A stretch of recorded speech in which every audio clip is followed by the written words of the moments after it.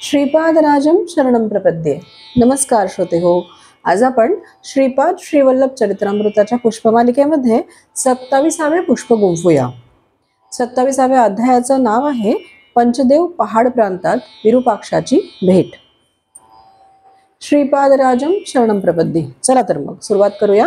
अध्याय 27, पंचदेव पहाड प्रांतात विरूपाक्षाची भेट. श्री धर्मगुप्त आणि मी कृष्णेच्या अलीकडील तीरावर पोहोचलो. ती मध्यान्हीची वेळ होती. त्या दिवशी गुरुवार होता. गुरुवारी श्रीपाद प्रभू विविध स्थळी एकाच वेळी भिक्षा स्वीकारीत. असा हा परमपवित्र गुरुवार व त्याची मध्यान्ह वेला होती. पंचदेव पहाड या स्थळी एका गवताची कुटी बांधावी असा श्रीपाद प्रभूंचा आग्रह होता. ही कुटी एका दिवसातच बांधा असे सुद्धा ते म्हणाले होते. परंतु पंचदेव पहाडाचा परिसर आमच्या परिचयाचा नव्हता. कुटी बांधण्यास सोयीस्कर जागा हवी होती. बांधकामाचे साहित्य, गवत, काठ्या, दोऱ्या, पाने इत्यादी काहीच वस्तू आमच्याकडे नव्हत्या. कुटी बांधण्यास हवे असलेले कामगार सुद्धा तेथे नव्हते. पंचदेव पहाड स्थानाचे महत्व. कोठे जावे याचा निश्चित विचार मनात नव्हता. या परिसरात आम्ही वाटसरूप्रमाणे इकडे तिकडे फिरत होतो. फिरत फिरत आम्ही एका शेतकऱ्याच्या शेतात गेलो. तेथे तो आपल्या जनावरांसाठी गोशाळेचे निर्माण करीत होता. शेतात एका स्वच्छ जागी एक उंच ओटा बांधला होता आणि त्यावर शेताच्या मालकासाठी एक गादी बसण्याकरता घालून ठेवली होती. त्या गादीवर बसलेल्या मालकाने आम्हास बोलावून आमचे स्वागत केले व आम्हास भोजन दिले. आम्ही भुकेजलेलेच होतो.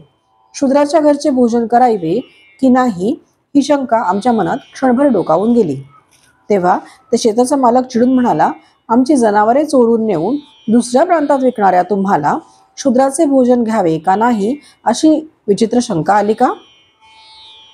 त्या मालकाच्या दृष्टीने आम्ही चोर ठरलो होतो, परंतु भुकेमुळे आम्ही तेथील भोजन केले. त्या शेताच्या मालकाचे नाव विरूपाक्ष असे होते. भोजन झाल्यावर आम्हा दोघांना एका एका झाडास बांधण्यात आले. मी एक गरीब ब्राह्मण आहे. माधुकरी मागून आपला उदरनिर्वाह करतो असे अत्यंत दीनवाणीने त्यांना सांगितले. माझ्याकडे धन अजिबात नाही हे सुद्धा पुन्हा सांगितले. यानंतर त्या शेताच्या मालकाचे लोक धर्मगुप्ताकडे धन असेल अशा विचाराने त्यांच्याकडे गेले आणि त्यांच्याकडील असलेले सारे धन हिसकावून घ्यावे अशा विचारत होते. श्रीपाद प्रभूंची कल्पनातीत दिव्य लीला. आमची सत्यस्थिती परोपरीने समजावून सांगितली तरी त्याचा त्या शेताच्या मालकावर काहीच परिणाम झाला नाही. त्याच्या आज्ञेनुसार आम्ही बंदिस्त होतो. काय करावे ते सुचत नव्हते. त्याचवेळी एका यात्रेकरूंचा घोळका तेथे आला. त्या यात्रेकरूंमध्ये शिवकावडी नावाचा एक भक्त होता. हे यात्रेकरू वासवी कन्यका परमेश्वरीसाठी कावडी नेत असतात. हे भक्तगण त्रिपुंड गंध लावतात. घंटानाद करीत श्री कन्यका परमेश्वरीची स्तुतीभरित गीते गात आपले मार्गक्रमण करतात. गंगेच्या पवित्र जलाची कावड शुभ कार्यासाठी किंवा वासविक मातेच्या जयंतीच्या उत्सवासाठी हे भक्तगण वाहून आणतात. या यात्रेकरूंमध्ये अजून एक प्रकारचे साधक असतात ज्यांच्या कटीस एक पट्टा बांधलेला असतो. या पट्ट्यामध्ये तलवार, कवच आणि विविध प्रकारची युद्धाची शस्त्रे असतात. या लोकांच्या समुदायास वीरमुष्टी असे नाव आहे. हे लोक नामाचा जयघोष करीत घंटानाद करीत येतात. त्या शेतकऱ्याने आलेल्या यात्रेकरूंना आणि वीरमुष्टी लोकांना भोजन देऊन त्यांचा सत्कार केला. यानंतर आम्हास बंधनातून मुक्त करून गोशाळेचा निर्माण कार्यात मदत करा असा आदेश त्या शेताच्या मालकांनी दिला. आम्ही कामास लागलो.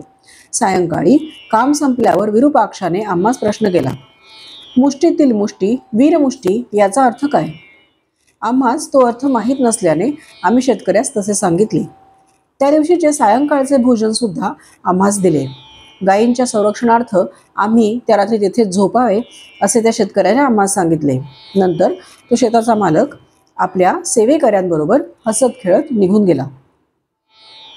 त्या रात्री आम्ही मध्यरात्रीपर्यंत श्रीपाद प्रभूंचे नामस्मरण आणि दिव्य लीलांचे स्मरण करीत होतो. यानंतर आम्हाला झोप लागली. सकाळी सूर्याची किरणे अंगावर पडताच घाईने उठून बसलो. आजूबाजूस पाहिले तर गायी नव्हत्या.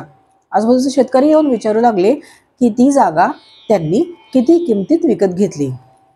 आम्ही काल घडलेला वृत्तांत त्यांना संपूर्णपणे सांगितला, परंतु त्यांनी आम्हा दोघांना वेड्यातच काढले. आमच्या मनात एकच प्रश्न सतत घोळत होता, काल पाहिलेले दृश्य खरे का दिसत असलेले हे खरे?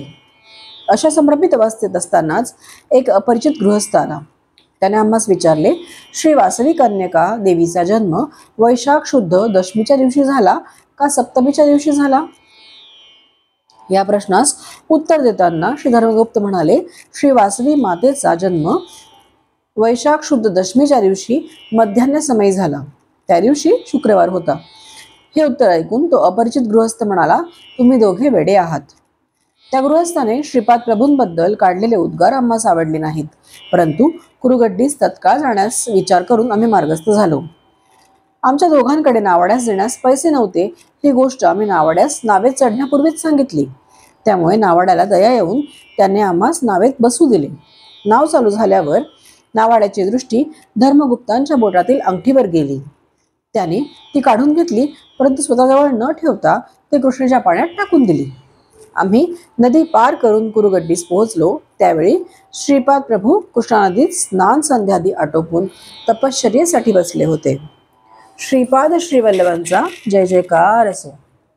श्रीपादराजम शरणम प्रपद्ये.